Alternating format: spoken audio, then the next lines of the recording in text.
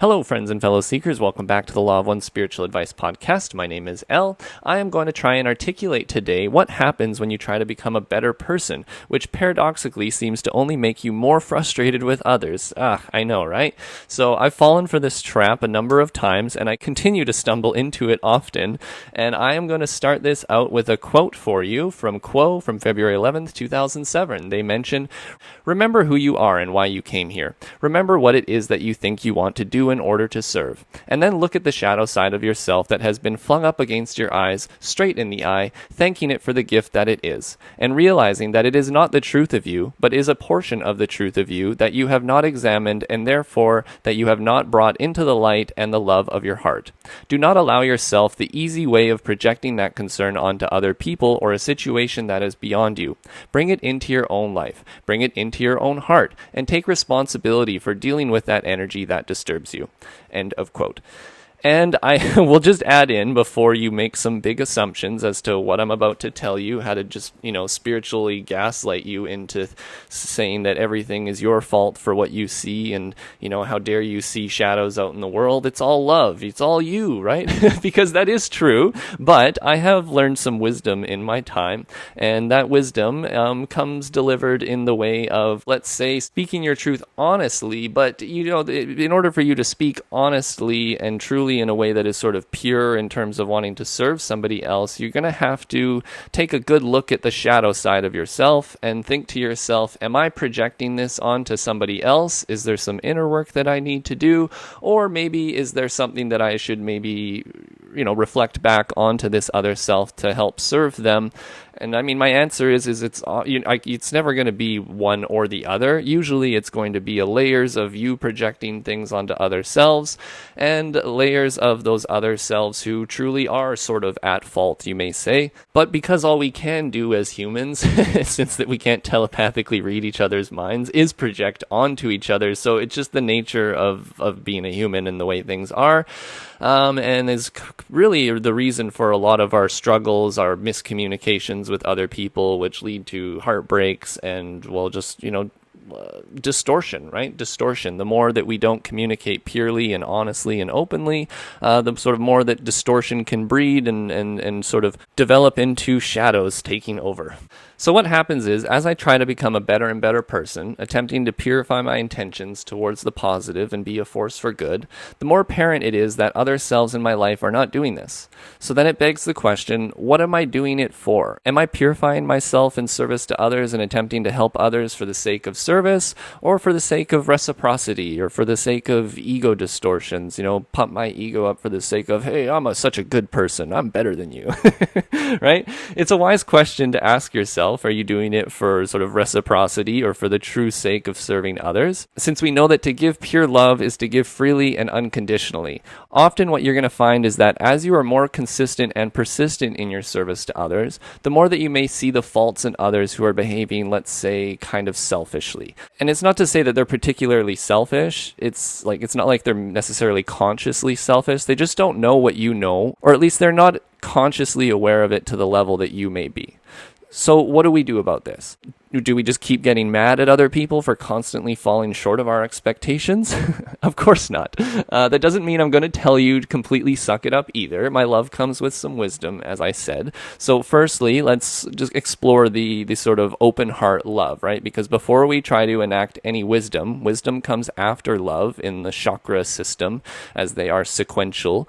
And so first we need to make sure that we're doing the heart work before we maybe jump into the wisdom area of speaking our truth. So my first sort of line of advice is be patient, be patient with other people. Just because you have decided to increase the rate of your seeking and the rate of sort of purifying yourself and your intentions doesn't mean that someone else wants to do that or is ready to do that or wants to do it at the same pace as you. And so this can be tough, especially when you're dealing with friends and loved ones and people that are very close to you, right? You're started to go down a certain path and they don't want to, or maybe it's not that they don't want to, they're just not ready for it, or they don't see it the same way as you do, et cetera, et cetera, et cetera. So, number one, be patient, right? Give people time to do their process. This whole third density that we exist in is very much centered around free will.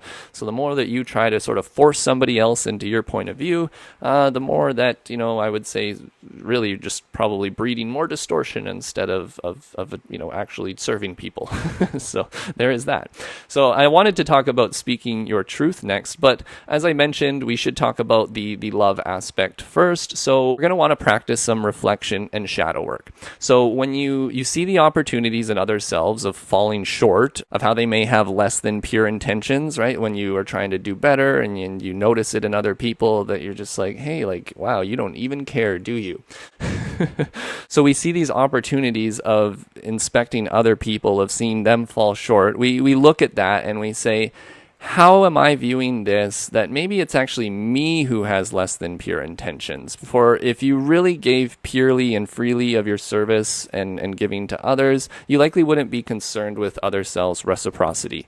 And I know that sounds like the whole spiritual gaslighting thing again, right? It's like you should give freely no matter what, give freely, serve others to the maximum of your ability, and if they don't reciprocate, you really shouldn't care. But you are human. I know. I'm human too, and we like to see reciprocity because it's sort of like a level of even maybe self-respect for the self, right? Like you don't want, this is a common thing that open-hearted lovers do that maybe aren't as good at wisdom, is they give of themselves freely and purely and forever and ever, but it's not that free that they're giving because they are human, and what they're trying to do instead of make themselves pure enough that their giving is truly free, what they tend to do is, be more human, and they have their human aspects that say, hey, I like to be taken care of as well. I would like to be served here and there. And there's nothing wrong with that, and it's true because you're human and you want to experience love, both giving and receiving love. So there's nothing wrong with it. You're human. But it's like, where are you in that spectrum, right? I can't tell you.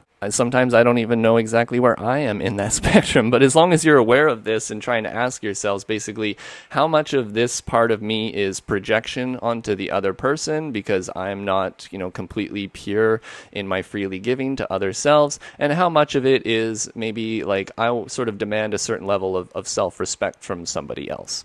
So let's jump into then the next one, because, maybe you do need to, maybe you honestly do feel that that you need to put up some boundaries of self-respect, because that is a healthy thing to do, in my opinion. And so what are we going to do also in terms of dealing with these folks who are sort of falling short of our human expectations of them? Well, you need to speak your truth, my friend, both fairly and honestly. Attempt to be aware of the nature of bringing this up, as it's going to come off as very accusatory on your behalf, like as you attempt to speak your truth to somebody else about how they're maybe not serving up to your standards or whatever. Attempt to be aware of the nature of bringing this up. It's going to come off as accusatory. But this is why you need to deliver your truth with compassion and love. So the other self knows it doesn't just come from frustration that is transformed into anger, but is instead you being loving enough to tell someone the truth. Which means that you're going to have to communicate possibly the fact that you have looked at this thing that's bothering you already, and you've done the shadow work and said, hey, how is this possibly my fault that I feel this way about you? And then I've considered that, other self. Now, even though I've considered that, I still feel, that I would wish to tell you this about, give you this feedback for yourself and for us. And so I hope that it is delivered in a fair manner, and I don't want to, be pointing fingers at you. I really just seek to serve, and I seek harmony between us, and I feel that if these words go unsaid, then, it's just going to lead to more frustration and anger and distortion between us, and nobody wants that. So we're going to have the tough love conversation of being honest with each other and giving that sort of harsh feedback. It doesn't have to be harsh, but, lovingly harsh feedback that can maybe be critical of the other self. And at the same time, right, you're going to have to add in that you're open to feedback as well on how you can be a better person, how you can be a better server, how you can maybe even better communicate your needs to that other self, so that that other self knows what they can do to help you feel like that loved and self-respect and all that stuff, right? So basically, speak your truth, but speak it fairly and honestly. Attempt to look at how much you're projecting first, and then, turn it around and be honest with the other self and try to share some love, some honest, open love feedback. And, hopefully it goes well. But the thing is even, I've done this many, many times in my life, this open, honest feedback with other selves. And I'll just tell you, it doesn't always work. Sometimes people are so into their victim mentality and, maybe they've had bad upbringing. I don't know, right? But that's the idea, is that they can really push back and close off and say, how dare you? How dare you accuse me of this and this and this, and then tell you about all the bad things that you do, when often, you might even be aware of all the bad things you do and you're actually working on them consciously, but this is the time that person brings it up and puts it in your face. And so be it, right? Like if you're really doing your shadow work and your spiritual work, then that probably wouldn't even bother you so much when other people put your issues in your face, because hopefully you're already dealing with them. But the idea is that these two sort of things that I'm trying to describe, these two ways of behaving, is there's the service to self path and there's the service to others path. So these are the sort of two paths back to the Creator. Shall we see each other as spiritually equal portions of the Creator, and attempt to serve each other, or shall we sort of see everyone as the Creator and ourselves as the Creator, and why shouldn't everyone serve me? Okay, so I'm hoping that I'm talking here to the service to others folks, and with that I shall communicate to you that the path of service to others is one of acceptance. The path of service to self is one of control. And so maybe this also enlightens us a little bit as to the nature of how we may want to communicate and just think of these spiritual topics in general, is that if we are working with catalyst from other selves, not living up to our expectations, etc., how can we bring that into our heart? How can we bring that into a level of acceptance of other selves that sees them as both distorted but at the same time perfect? Because that is sort of the nature of this universe as well, and all of us, is that even though we are distorted and imperfect, we are imperfectly perfect. Because, in unity, in oneness, all is already done, and we are all one, basically. However, we are playing this little dance of games right now where we choose to feel that we are separate, so that we can sort of learn about these things and learn about love and wisdom in ways that maybe the Creator couldn't fully, ascertain in the big old Creator mind that exists out there. All right, we're getting a little off track here. So, what I want to explain to you is that don't mistake speaking your truth with being controlling. It is true that you should sort of demand a certain level of self-respect for yourself, and it's okay to state your boundaries when you feel you're being disrespected, as long as you feel you have done the proper shadow work and reflection about how much of this is an issue versus an ish-me.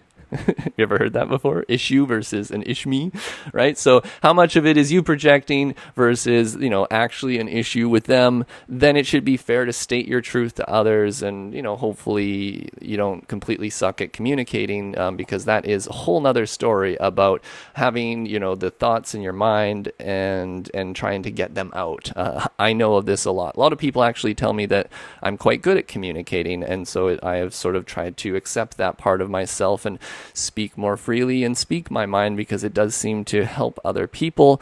But I know that a lot of people, they don't have that gift or whatever it is. Like I know my significant other who I deal with a lot tends to go towards silence, right? And I know that there's a million thoughts going on in her head, and so I have to try to encourage her lovingly to express your inner thoughts to me. Like, it's okay, you can even express a thought to me that seems unfair, but just go ahead and do it, because it's a part of you that needs to be expressed. And like, if it's in there and it's being held on to, we need to get it out there so we can make sense of it, and so we can correct it, so we can undistort it, so we can accept it, so we can love each other in a more pure manner, in a way that isn't so on the surface, right? We want to have like a deep love, don't we? Right? Well, I mean, I don't know about you, but I'm in this to dive deep, my friends. I'm not about living on the surface of life.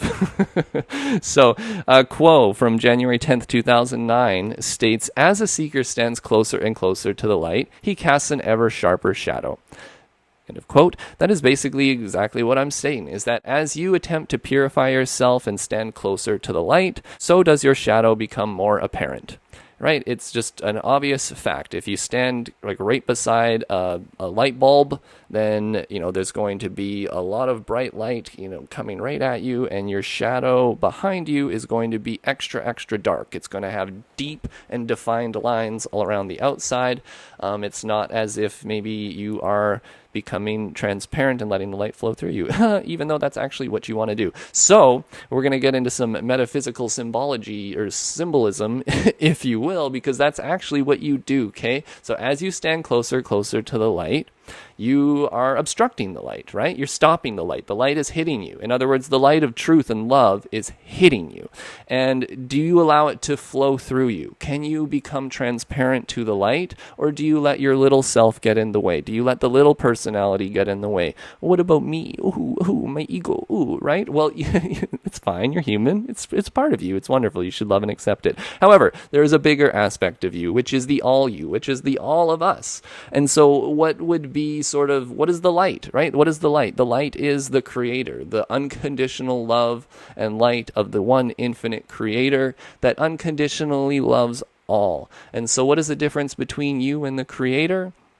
Well, I would say that you're distorted and that you're not unconditional, right? So what happens is that we would like to become transparent to the light. We would like that when the light hits us, instead of it creating the shadow behind us, it can just penetrate through us. The light can shine through instead of, and I mean this both metaphysically and literally. Like the light, as I understand it, comes up through the chakra system: red, orange, yellow, green, blue, indigo, violet, from the bottom up. And as it moves up through the system, it goes through sort of your personality in a way, if that's what I explain it as. And as the light goes through your personality, it distorts based on your thoughts and feelings and whatever your intentions, and it distorts. And as it eventually comes back out into the world and in the expression that is you, it is distorted love light of the one infinite creator. And so what is it that we're attempting to do when we're purifying ourselves? Well, we're attempting to let the light flow through us freely. And, with that, it would be like a whole nother story about what that means, et cetera, but I'm going to read you a little quote, which should help just sort of give a little bit of context to this about being perfectly imperfect and both distorted and perfect. So in session 57.33 from the raw material, raw states, in the experience of the mystical search for unity, the seeker seeks the one. This one is to be sought, as we have said, by the balanced and self-accepting self, aware of both its apparent distortions and its total perfection. Resting in this balanced awareness, the entity then opens the self to the universe which it is. The light energy of all things may then be attracted by this intent seeking, and wherever the inner seeking meets the attracted cosmic prana, realization of the one takes place. End of quote. So that's just a fancy way of saying that as the light flows through you, pretty much wherever your personality stops it, that's where realization of the one takes place. And the realization of the one can take place in many areas, right? It can take place in the lowest chakra, in sort of the most grossest basic forms. And it can go into the heart chakra up higher, and it can be sort of like me demonstrating love and compassion to other selves. And it could be that maybe it goes into the wisdom area, and then the love and compassion is well. And then, but I'm also expressing love in the area of wisdom. And then we can go up into unity and inspiration and creativity and have the love and light of the one infinite creator come up right through the top of us, out through the indigo chakra and to infinity and be, infinity being expressed as infinity. In other words, creativity coming through you. The realization of the one takes place wherever that is within you. But once again, as is the topic of this whole podcast, that as you attempt to purify yourself and stand closer to the light, the more that you find those human aspects of your personality jumping up, as they stated at the beginning quote here, flung up in the face of yourself. And so what should you do when they are flung up in your face? You look at it and you thank it for the gift that it is, realizing that it may be the truth, but it's not the whole truth, right? It's a portion of the truth of you at this moment that you need to work with. That's something that has come up and you've said, hey, this is something that I can't let just flow through me. This is something that I can't be transparent to. This is something that I need to deal with. And so that's okay. You're human, right? But you need to inspect this and not just push it away into the side of your mind, into a box for it to then just, reveal itself again to you one day. Wouldn't it be better to take that shadow aspect that has come before you and take responsibility for the self and say, what is it about this other self that bothers me? In other words, as I was going to put in one of the titles of this podcast, you are what you hate. I love that quote because it always triggers people. They're like, how dare you? And then, so tell me some things that you hate and why you hate them and why can't you love them? Honestly, why can't you love even the most negative, evil thing in the world? I would just see it as love distorted, right? Some person who's evil and, does a lot of atrocities or whatever, they were born as a soul of infinity, a pure soul, and it was only through a lot of distortion and suffering and probably trauma that this, person has sort of gone towards the darkness and towards that path, and they use their free will to do that. And thank the Lord for giving us the free will to make those choices as we see fit, and not just forcing us into doing one or the other. So you can see all the sort of negative things of the world as love. And even to go down another path of that is to say that even when you see bad things happen in the world, they are opportunities for service. And Ross says, I don't have it here in front of me, which I've read to you guys before, but the pitch of light is held high above one who can see all as love and light. In other words, basically the more that you realize that any issues you have are pretty much just you projecting and not accepting things in wholeness and in love, then the more that you're gonna, just become distorted and push away from that unity, which, is never actually a totally negative thing because, you go in, all paths lead to the one. Sometimes you need to go down a bit of a dark path to realize, hey, maybe I should have stayed on that other path. But bringing it back to that sort of level of frustration that you may get as you attempt to become a better person, and only then to see how other people aren't very good people, if I can say it that way. I'm just, just being honest. Darkness always seems more apparent when you're working with this spirit. It's sort of like working with a candlelight in the dark. In other words, this third density that we exist in is one of darkness. And when we're working with this spirit, it's like we have a little candlelight and we're kind of like going around in the dark trying to make sense of things because there's so many shadows. It's hard to tell what's truth and what's not truth, etc., especially when you're working with the spirit. So as 80.10 Ross states, the nature of the spirit is so infinitely subtle that the fructifying influence of light upon the great darkness of the spirit is very often not as apparent as the darkness itself. The progress chosen by many adepts becomes a confused path as each adept attempts to use the catalyst of the spirit. End of quote. So when I read that, some things just pop up in my mind. The nature of spirit is so infinitely subtle, the fructifying influence of light upon the great darkness of spirit is very often not as apparent as the darkness itself. The darkness is so apparent, is it not? The more that you create love and unity and just wonderful thoughts and feelings between you and other selves, the more that you're going to also look out at the world and see those polar opposites manifesting in the ways that they will. And it's hard, right? It's hard to be like, why can't other people just do this? Like, I know it's a very difficult thing for the self to constantly try to progress and become better, whatever that means, right? But it begs the question as to why other people can't do this as well. Like, literally, just if everyone individually picked up the baton or the compass and pointed it towards love and service, we would be a whole lot better on this planet. We would be creating a whole lot less mess and troubles for everyone. And so, yeah, the more that you see the evil of the world, the more that you become confused, because it's hard to love evil. It's hard to love things that you feel are so not a part of you, right? But that's the thing, is that they are a part of you. You are one. You contain the infinite love of the universe within you, and you also contain, I'm sorry, but the evil and all the darkness and all the bad things and everything you hate. Everything is a part of you, and I know that's a lot to take on. It's a lot of responsibility. That's why most people reject these ideas, probably. And, probably answering my question from before, that probably is the reason why a lot of people don't want to do this. It's because a lot of it takes taking responsibility for the self and how the self is viewing other things, and not being a victim and placing all of this on other people, which I know our world loves to do. If you've ever opened your eyes in the last 10 years, this victim mentality is manifesting itself across cultures, and it's invaded advertisements, it's invaded our conversations, and everyone is a victim to something. And, everyone's been victimized by someone in history, et cetera, et cetera, et cetera. And, I want my Gibbs. Give me stuff, right? Yeah, I know, right? The world is dark place, and it's tough, and you probably have been victimized. I'm not saying you haven't.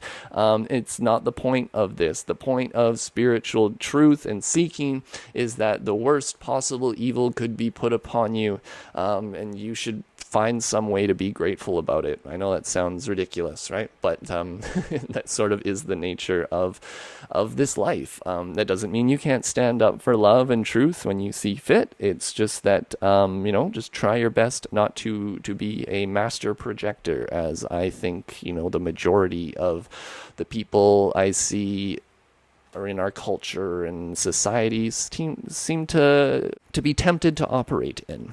So let's start to wrap this up, my friends. 106.23, some good suggestions from Ra in relation to this. We suggest the nature of all manifestation to be illusory and functional only insofar as the entity turns from shape and shadow to the one. End of quote. In other words, you can be frustrated with others, but if you're just constantly going to be complaining about the shapes and the shadows and not turning to the one infinite creator, the love, right? Love in this moment, the love in every moment, and trying to be a force of that love, well, then, you're probably just playing with shapes and shadows. And in 97.9, they also state, let no consideration of bird or beast, darkness or light, shape or shadow keep any which seeks from the central consideration of unity.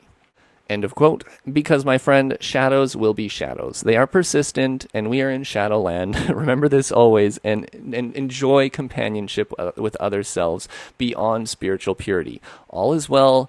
The seeker is seeking for itself is enough. I know that, we want to sort of shake everyone by the shoulders and say, wake the hell up. What the hell are you doing? The time is near. The time is near. We should seek the truth, seek love, seek service.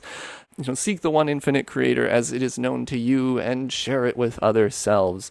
But what I would like to leave you with is the reminder that because there are so many shadows out there, and the shadows and the distortions can be put between you and other selves, it's very tempting to be like, how dare you, right? To other people.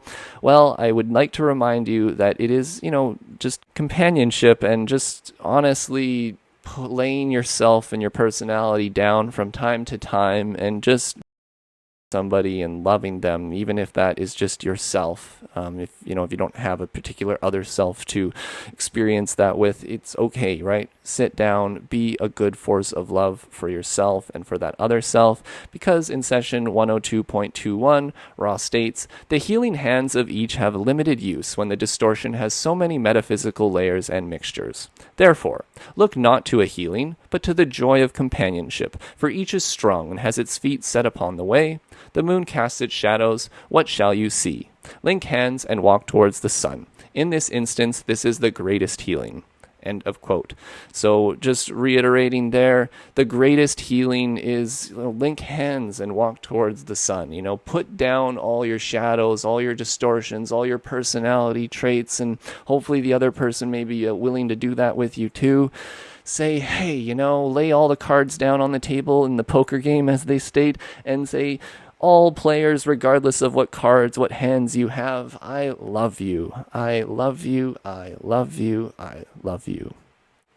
And that is all for today, my friends. So thank you so much for listening. I hope you enjoyed today's podcast. Could you please give it a like? It helps it with the whole algos and all that fun stuff. Leave a comment if you would like. I read all of them. I don't always get time to reply, but I absolutely read and smile and, send love your way. And if you find value in what I do, I would really appreciate it if you could jump on my Patreon, shoot me a one-time PayPal. I seek to expand these services and, one day, I don't know, maybe 10 years from now, build up enough people that appreciate this service that I could quit my little day job that slowly is killing me. Sorry. If you could jump in there and, $1, $2, I don't even care if you feel there's some value in this, and you would like to freely give, because I want to freely give. I don't want to put this stuff behind a PayPal. I know that a lot of successful podcasters out there, have sort of different tiers for different things. But that doesn't really go with what I know to be true and freely giving. So I have to then be that example of how to freely give. And there are a number of you who reciprocate in that way freely. And I can't thank you guys enough. You mean the world to me. But do know that I still need to keep building this as, people come and people go and all is well. But anyways, I just wanted to say thank you guys. You can do that at theoneinfinitecreator.com, and you can scroll down to the support section and there's links to all of that there. And yeah, other than that, I hope you guys have a wonderful week. I'm sorry I missed last week. I went camping and I've been doing some of my own shadow work, and so I haven't been feeling super wonderful. However, I've gotten, just even doing this podcast and trying to take care of myself and my health and, just being a better person. I feel like I'm starting to make progress. And so any progress is progress to be celebrated. I am grateful. I'm grateful for you guys. I'm grateful for all of this experience of being able to do, be a part of this Law of One and just interacting with all of you. It's such a blessing to my life. I'd be completely lost without, being able to sort of metaphysically link hands with you all and walk towards the sun. I would feel alienated. I wouldn't know what the heck I'm doing in this world. Anyways, I'm just so grateful for all of you that, that if I'm speaking, there's someone to listen. And so thank you guys. I hope you have a wonderful rest of the week, and I love you. Take care.